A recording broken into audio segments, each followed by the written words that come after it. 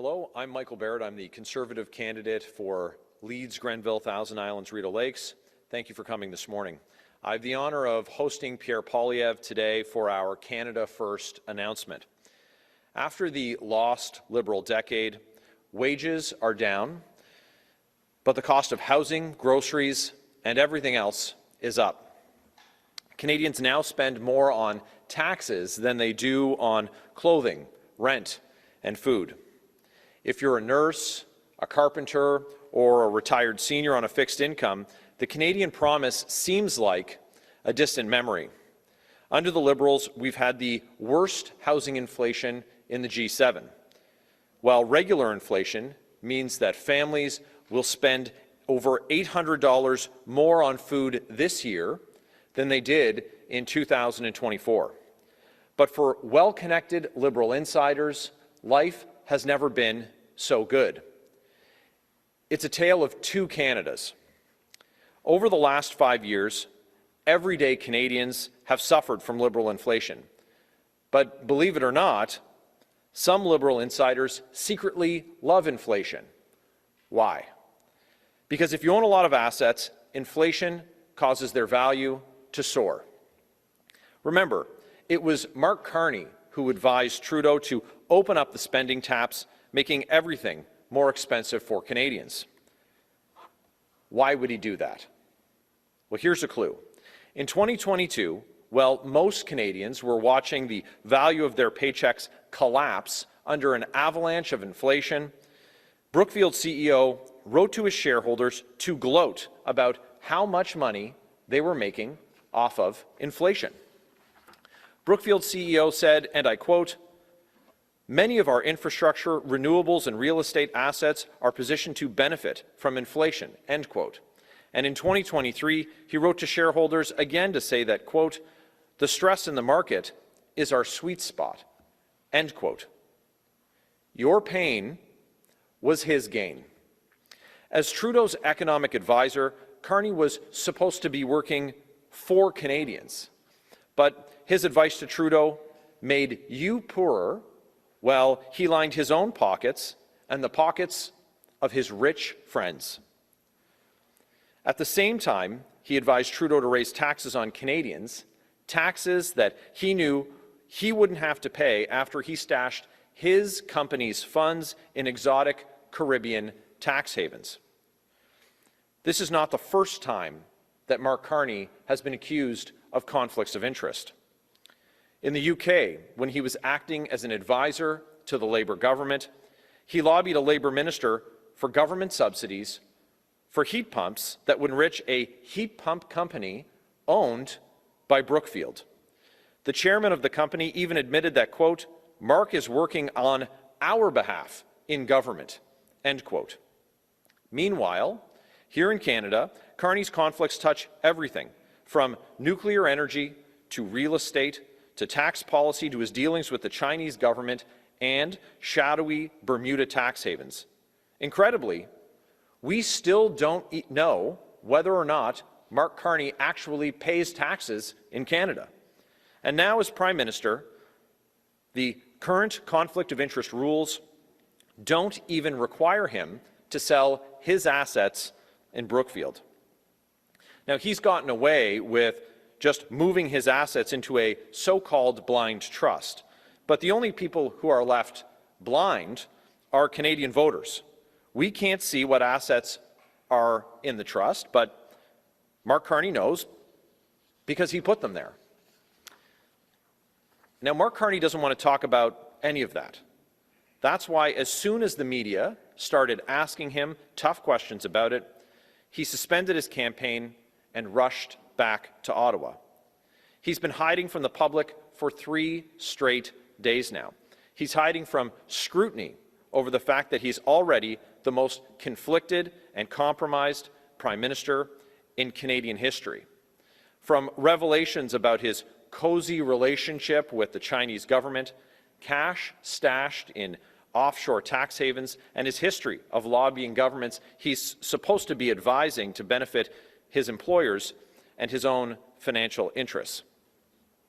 This is the Prime Minister who leads a Liberal party that's made up of ministers and caucus members who are responsible for the series of ethical scandals that have tarnished Canadians' confidence in our democratic institutions, like the $60 million Arrive scam, the billion-dollar Green Slush Fund, the Canada Student Service Grant, where they tried to give $1 billion to Liberal insiders at the We organization. Mark Carney doesn't want you to think about any of that. That 87% of the cabinet that he appointed were the same cabinet ministers that advised Justin Trudeau. He's running on one election promise only, that he can deal with Trump. So how's that going? 2 weeks ago, he said that he made progress with Trump. Last week, he said that, quote, he can handle Trump, end quote. That's an actual quote from him. But there's no evidence whatsoever that Mark Carney can control or influence anything that Donald Trump does. The fact is that while the rest of the world is getting pauses on Trump's tariffs, there are more tariffs on Canada today than when Mark Carney became Prime Minister. Now that's Mark Carney's actual record of dealing with Trump. He can't hide from that record any more than he can hide from his own conflicts and Liberal record of broken promises. After the lost Liberal decade, with costs and crime up, and our economy down and under America's thumb, and with Liberal insiders profiting off their government's decision, it's clear that the Liberals don't deserve a fourth term. It's time to put Canada first for a change, with a new Conservative government that will axe taxes, will build homes, unleash resources, stop crime, and bring home jobs, to stand up to Trump from a position of strength. Pierre Poilievre is the only one who can bring that change to Canada. Now, here to tell you more about our plan, I have the pleasure of introducing the only man who can stop Mark Carney, the leader of Canada's first Conservatives, Pierre Poilievre.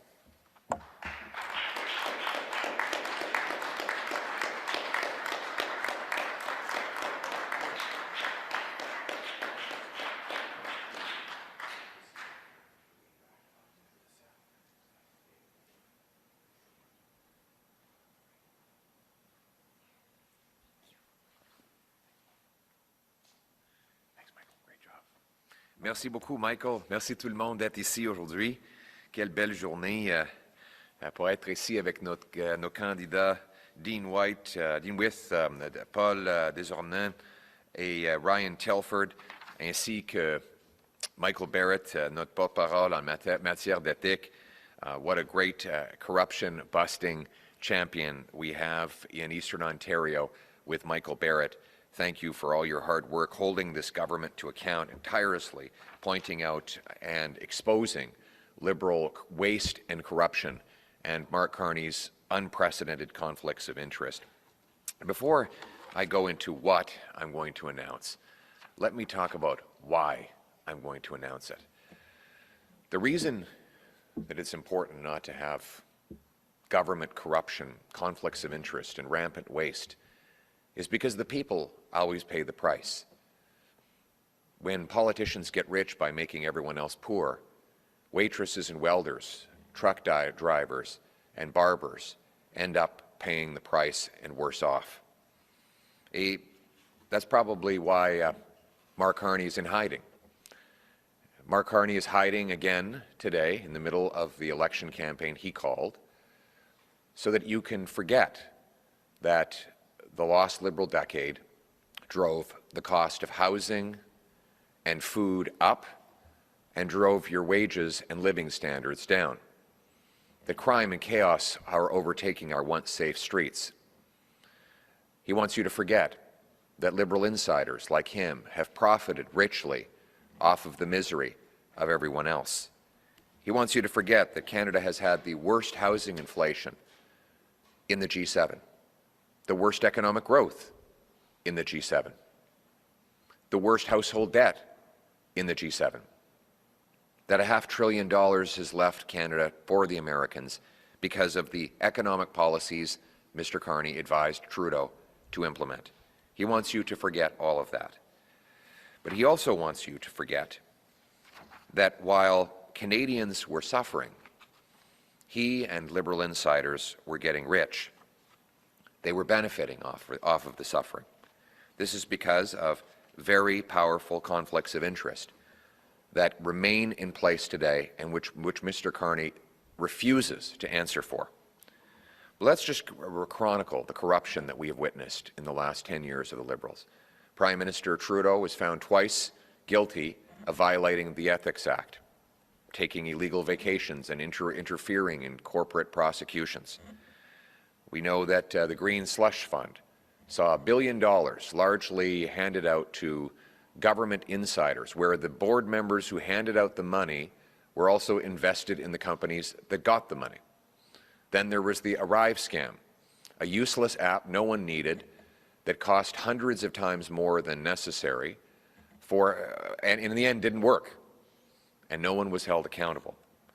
The amount of money now spent on government contractors has gone up by well over 100% in a decade to over $20 billion. Roughly $1,400 per family is spent in federal taxes to fund consultants. Now, if you think for a second that this Liberal corruption is going to change with a fourth Liberal term headed by Mark Carney, sadly, you'd be exactly wrong. In fact, Mark Carney brings even more conflicts of interest. He's invested in a company that has money stashed away, billions of dollars stashed in overseas tax havens. He has a company that is in debt to the Chinese government-backed bank to the tune of $250 million. His company profited by his personal interventions to get handouts for investments they made in jet fuel and heat pumps. Now, his big solution to the Liberal housing crisis is that he wants the government to build prefabricated tiny homes. Well, his company is invested in prefabricated tiny homes. Clearly, this is not about helping young people own their own home. It's about filling the pockets of his investors and himself. Mr. Carney refuses to tell Canadians what investments he continues to own or even where he pays his taxes. This means that when he's sitting around the cabinet table making decisions, his personal interest will be against Canada's national interest. We need change. Change so you can afford a home. Change so you can afford food. Change so your paycheck rises faster than your cost of living. Change so you have safe streets and crime-free communities again. Change so you can be confident that your government is working for you, not for wealthy insiders or for the politicians who are making the decisions. La raison pour laquelle M. Carney se cache aujourd'hui, c'est parce qu'il veut vous faire oublier que le coût du logement a doublé pendant les années libérales, que le coût de nourriture a gonflé et que votre chèque de paie est en baisse lorsque vos coûts sont en hausse. Il veut vous faire oublier les décennies perdues des libéraux, où le coût du logement a doublé, notre dette nationale a doublé, les files d'attente des banques alimentaires ont doublé, les aliments ont augmenté 36% plus rapidement ici au Canada qu'aux États-Unis, et nous avons eu la pire croissance économique parmi le G7, le pire endettement familial parmi le G7 et la pire inflation immobilière parmi le G7. C'est ça la décennie perdue des libéraux. Il ne veut pas défendre le bilan qu'il a comme conseiller économique à Justin Trudeau, ni défendre les scandales entourant ses propres conflits d'intérêts. Si on choisit un quatrième mandat des libéraux, on va avoir plus de coups, plus de crimes et plus de corruption. Mais on peut changer avec un nouveau gouvernement conservateur qui va couper taxes et impôts, libérer nos entrepreneurs pour bâtir des logements et produire nos ressources naturelles, nous rendant plus indépendants face aux Américains. Nous pouvons avoir un nouveau gouvernement qui va rendre nos politiciens et notre gouvernement imputables. The last time we had a Conservative government, we were on the heels of a lot of other Liberal scandal. Who could forget the sponsorship scandal? We came to office promising an Accountability Act, and we delivered. We passed laws forcing more disclosure of government information, banning conflicts of interest, cracking down on insiders, setting up the lobbyist registry so that we knew who was paid to influence government decisions. And it worked for a while until Liberals found loopholes. We have to give them credit. They're very creative. As much as we tried to stomp out all the Liberal corruption, they went to work to find ways around the rules.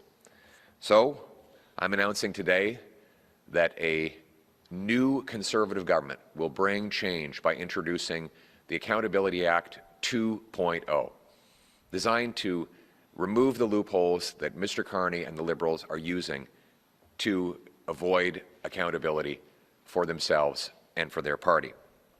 We're going to put Canadians first for a change. We're going to have an accountable government for a change. We're going to have politicians and leaders who work for you, for your affordable home and food, for your safe street, for your paycheck, for a change. So let me lay out some of the elements of this plan. First, we will ban shadow lobbying. Now, shadow lobbying is when professional VIPs with big shot titles call themselves advisors so that they can influence government decisions to profit themselves, but then get around lobbying rules. And Mr. Carney's been famous for this. He bragged that he lobbied the British government to increase jet fuel prices while his company invested in the jet fuel. He brags that he influenced governments to subsidize heat pumps while his company invests in heat pumps. He says that he's going to reverse the Liberal housing crisis by having the government build prefab tiny homes. Well, his company is invested in prefab tiny homes. Using a fake title of advisor to push policies that enrich yourself while impoverishing everyone else is an unacceptable conflict of interest, and it is nothing more than glorified corporate lobbying that is unregistered. We have a lobbyist registry which is meant to allow Canadians to know who is taking money to influence government decisions. We cannot allow high-priced corporate insiders like Mark Carney to go around those rules. And so, henceforth, we will eliminate the lobbying loophole and require anyone who's acting as an advisor to government officials to declare themselves and register as a lobbyist whenever they are advising on matters that touch upon their financial interests or that of their company. This would have required Mr. Carney register as a lobbyist when he was talking about anything that would have profited his corporate interests at Brookfield. Second, we will stop politicians from profiting off their own decisions. Ministers should not be involved in setting policies that enrich themselves or their families without accountability. We should not allow people to use their political power in government to make decisions that will advantage themselves above and beyond the public interest. Let me explain the problem. There is a section in the Ethics Act right now that allows a politician to make a decision that benefits him or his family if it benefits other people as well. Now, the reason that was set up was so that, for example, Jim Flaherty benefited by cutting the GST because his consumer purchases were a little more affordable. But, of course, everybody benefited. We didn't want to declare that to be a conflict of interest. But it's been widely over-interpreted to allow, for example, Bill Morneau to make policies that affect insurance plans just because there are multiple companies that benefit from it and not just his. And so we will put in place a stricter test that will ban politicians, particularly ministers, from any involvement in decisions that would benefit their interests more than the public interest. They would also have to declare these interests publicly and widely so that everyone knows. Third, we'll increase the fines for ethics violations to $10,000. No more slaps on the wrist. 4, tax transparency. Anyone running for office will have to disclose where they paid taxes for the last 7 years. In which country? Interestingly, one reporter has contacted Mr. Carney's campaign and said, have you been paying taxes in Canada personally? And his campaign refuses to answer that question. Seems like a pretty basic question. He's the Prime Minister of Canada, and he can't tell a journalist whether he pays taxes in Canada, whether he personally pays the same taxes that he charges everyone else? This is, I've never seen something like this in my life. And then you have his corporate interests, where we know he has cash stashed in Bermuda, in the Caymans, and other of the most flagrant offshore tax havens. So while he was advising Justin Trudeau to raise your taxes, he was dodging his. He still has those conflicts in place. How would you ever trust him to reform the tax system to make it fairer when he benefits from dodging his bills? Waitresses, truck drivers, manual laborers have to pay a much higher tax rate than Mark Carney's company, and he remains in that conflict. So he should have to reveal where he's paid his tax for the last 7 years. Fifth, we'll require cabinet ministers to divest fully from tax havens and disclose their assets to the Office of the Ethics Commissioner with penalties for noncompliance. No more so-called blind trusts that are only blind to the public. What does this mean? It means that when you're going into cabinet, including becoming Prime Minister, you would actually have to sell all the assets, turn it into cash, hand that cash over to a trustee who would then invest it from scratch, unbeknownst to you, so that you would not have any ability to know what interests you have that go against the public interest. Right now, Mr. Carney has handed over his Brookfield investments knowing they cannot be sold. So he knows exactly what he owns, but no one else does. And as a result, there is no blind trust when you know what's inside that trust. It is blind only to the public. He should have to sell and liquidate these investments and then have the cash reinvested without his knowledge, so that he could not possibly act in his own interest and against the Canadian interest. Sixth, we'll require party leaders to disclose their assets within 30 days of becoming leader, or require the Prime Minister to divest their assets within 30 days of taking that job. Le dernier gouvernement conservateur sur lequel j'ai servi a introduit la loi fédérale sur la responsabilité pour mettre fin à la corruption libérale qui nous a apporté le scandale des commandites. J'étais le secrétaire parlementaire, en passant, qui a fait adopter cette loi au comité. Mais dès que les libéraux sont retournés au pouvoir, ils ont trouvé de nouvelles failles à exploiter et de nouveaux moyens d'échapper à cette loi. C'est pourquoi un nouveau gouvernement conservateur va présenter une nouvelle loi, la loi de responsabilité 2.0. Un plan pour mettre fin à la corruption au sein du gouvernement, éliminer les échappatoires qui profitent aux initiés comme Mark Carney et mettre le Canada d'abord pour faire changement. Voici comment. Premièrement, on va interdire le lobbying fantôme. Tous ceux qui conseillent directement ou indirectement le gouvernement et qui sont susceptibles d'en tirer un avantage financier, comme l'a fait Carney lorsqu'il conseillait Justin Trudeau pendant les 5 dernières années, doivent enregistrer en tant que lobbyistes sans aucune exception. Deuxièmement, on va interdire aux hommes politiques de prendre des décisions qui les enrichissent, eux ou leurs familles. On va exiger l'approbation du commissaire à l'éthique ainsi que la divulgation publique de tous les intérêts personnels. La fonction publique doit être au service de la population. Elle ne doit pas être une source de profit. Donc, dans plusieurs cas, M. Carney profite des mauvaises décisions.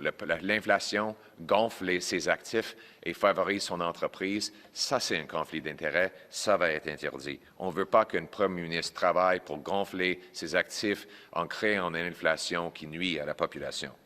Troisièmement, on va augmenter les amendes pour les violations de l'éthique à 10 000 $.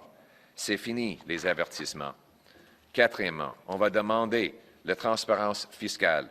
On va exiger à tout candidat à une fonction publique qui relève où il a payé ses impôts au cours des 7 dernières années. Cinquièmement, on va exiger des ministres qu'ils se retirent totalement des paradis fiscaux et qu'ils divulguent leurs actifs au bureau au commissaire aux éthiques pour éviter les conflits d'intérêts. C'est fini les fiducies dites sans droit à regard qui n'aveuglent que le public. On va exiger des chefs de parti qu'ils divulguent leurs actifs dans les 30 jours suivant leur ascension à la tête de leur parti et des premiers ministres qui se débarrassent de leurs actifs dans les 30 jours suivant leur entrée en fonction. During the lost Liberal decade, Liberals let insiders like Mark Carney put themselves and their interests first. They got rich by making Canadians poor. Ils se sont devenus riches en rendant les Canadiens pauvres. The Accountability Act 2.0 will put you first, your family, your affordable food, your affordable home, your safe street, your family, your country, your future.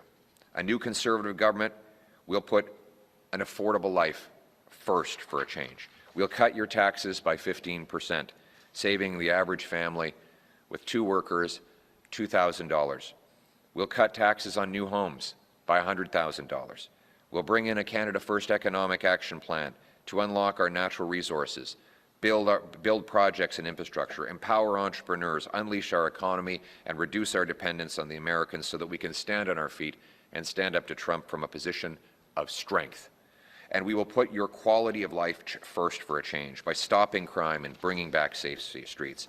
We'll ban criminals with a 3 strikes you're out law, shut down drug dens, treat 50,000 people suffering from addiction. A new Conservative government will respect your hard work, honor your trust, and deliver results for you. We'll restore the promise of Canada, that hard work gets you a great life in a beautiful, affordable home, with good food, on a safe street, under a proud flag. Nous allons faire un changement pour le Canada, pour vous mettre d'abord votre nourriture abordable, votre maison abordable, votre sécurité d'abord.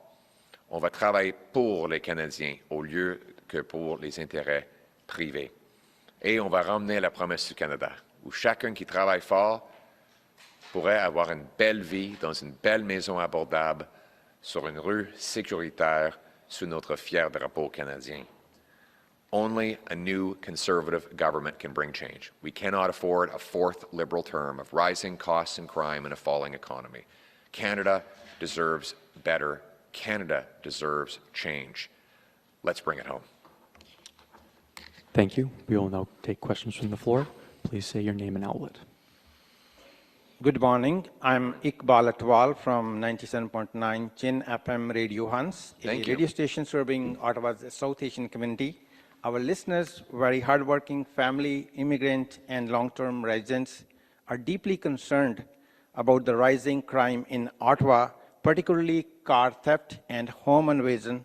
These crimes are not just about the property, they're making people feel unsafe in their own homes and neighborhood. If elected, what specific action will your party take to address these serious safety concerns and help restore a sense of security in our community?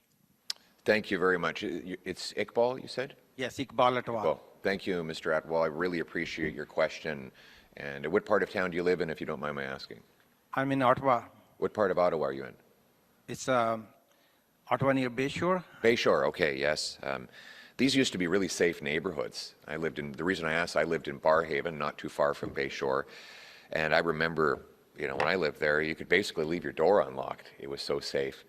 But after the lost Liberal decade of catch and release, hug-a-thug laws, crime is raging out of control. Liberal law C-75 requires judges release accused offenders often for the 60th or 70th time at the earliest opportunity and under the least onerous conditions.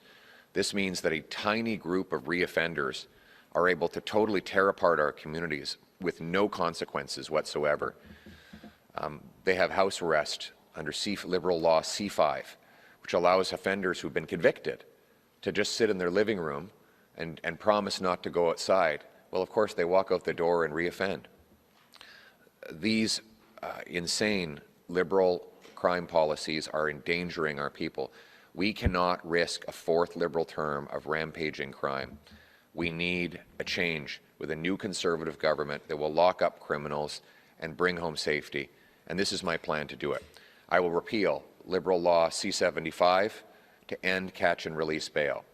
I will repeal C-5, the house arrest, Liberal house arrest law.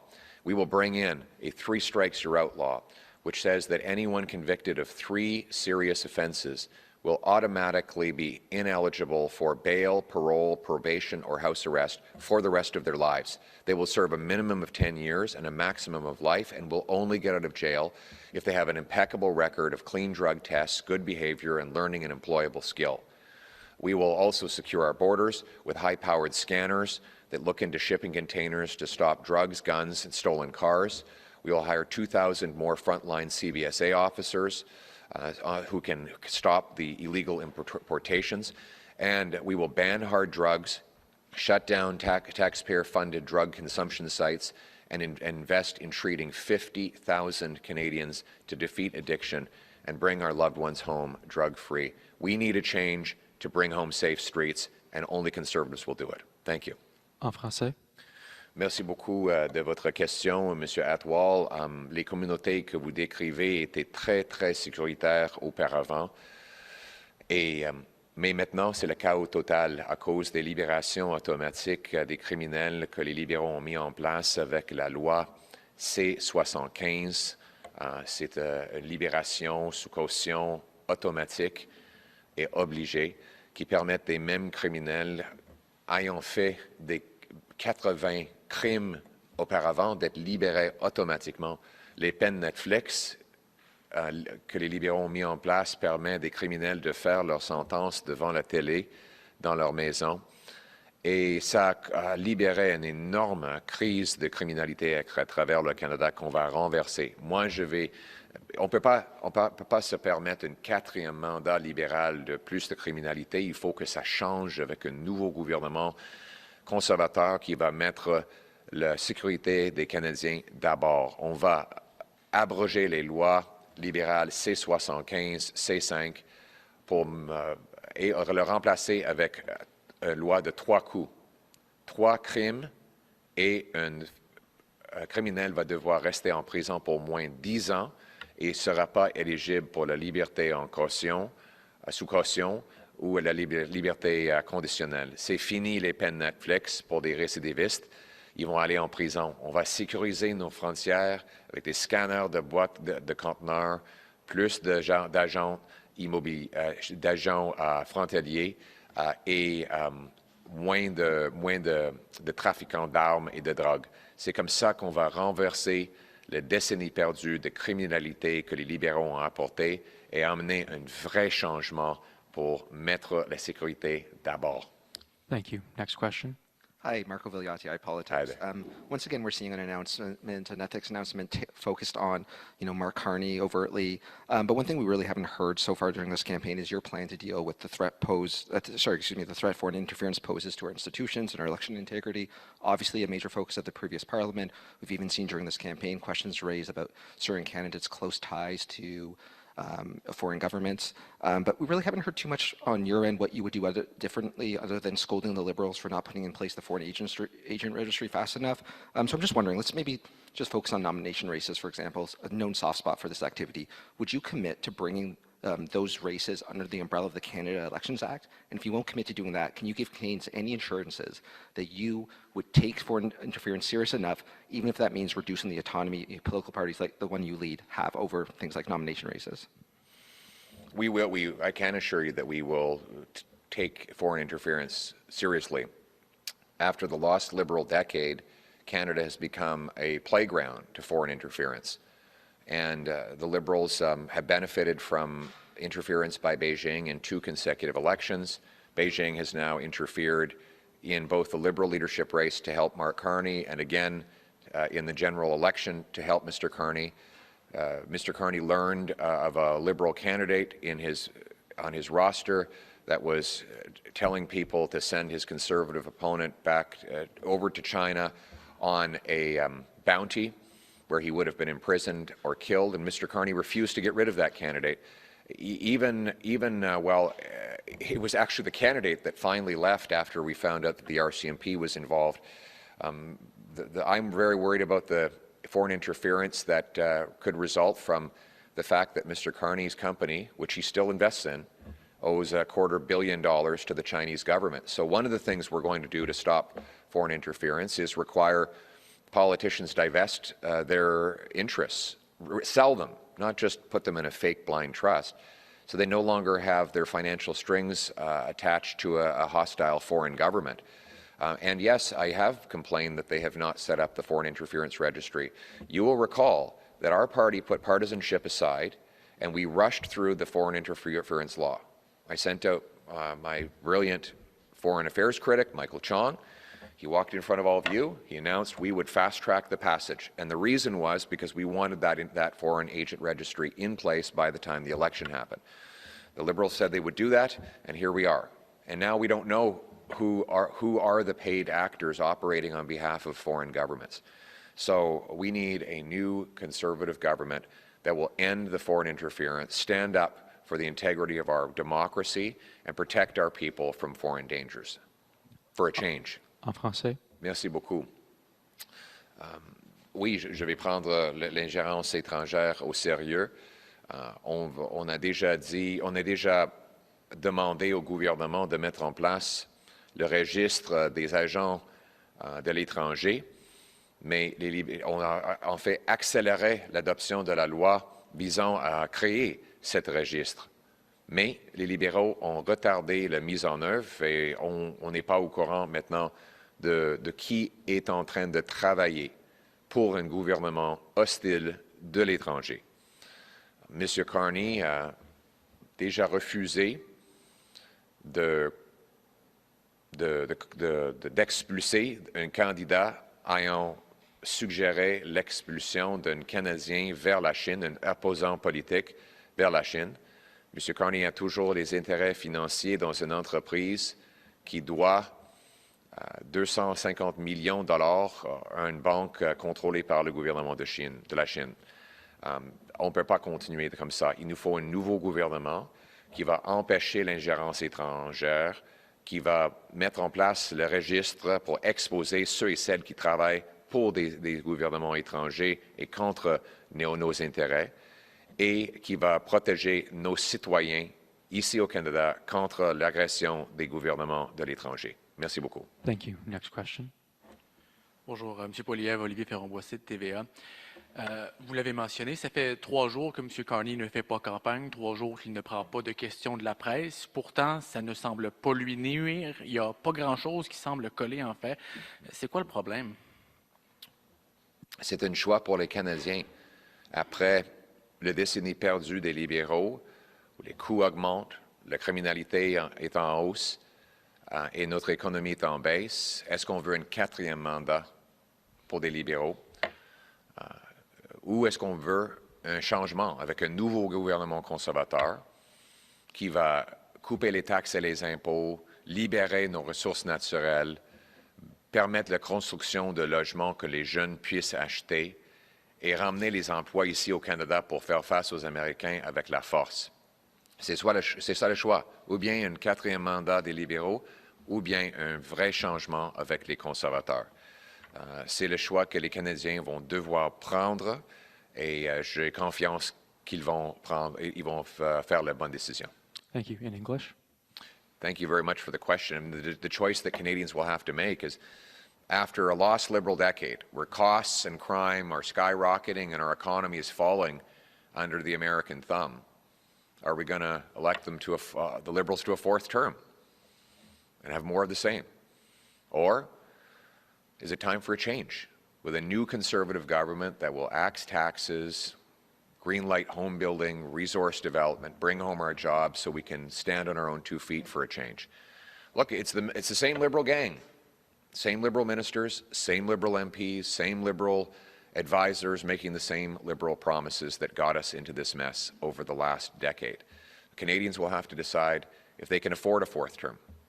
Change means hope. Change means affordable food. Change means affordable homes. Change means safe streets. Change means, well, change in your pocket. Thank you. We will now go to the final question. Colton Prale, CTV. Yes, sir. In 2 weeks, whoever forms government is going to face critical American trade negotiations. Who would you lead? Who would you have lead your team in those negotiations? Well, we'll be announcing our foreign minister and our cabinet after the election. But well, I've never seen a politician announce his cabinet before he gets elected. So that would be pretty presumptuous to start naming a cabinet before the election is over. We have a strong team of people. You look at our shadow cabinet, we have a phenomenal group that have shown tremendous competence and readiness. And look, the reality is that Mark Carney is running on a false promise. He claimed that he'd made progress with Donald Trump in his phone call, and 2 days, 3 days later, we got hit with more tariffs. And then when the rest of the world got a pause on tariffs, Mr. Carney did not secure that. Now, I'm not blaming him for that. The blame rests with Donald Trump for wrong-headed tariffs. What I'm taking issue with is making false promises. We need to focus on what we can control, which is to say, reverse the disastrous economic policies that Mark Carney advised Justin Trudeau to put in place over the lost Liberal decade.